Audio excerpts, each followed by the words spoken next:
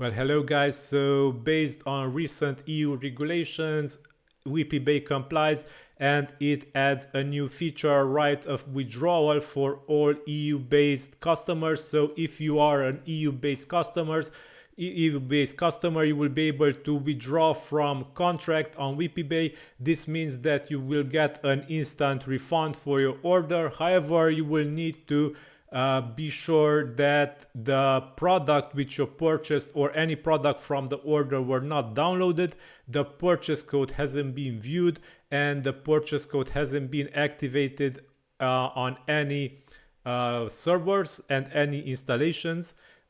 If these are valid, then you will be able to get an instant refund for your order in 14 days from your purchase date. So this is the right of withdrawal of new EU law, which came in play recently, and this requires you to be an EU natural person. So if you are a firm, limited liability company, or any type of company which purchased, you will not be eligible for this. You will need to be a person, a natural person based in EU to get this new right of withdrawal which EU requires marketplaces to have. So keep in mind, this will be active on WPBay.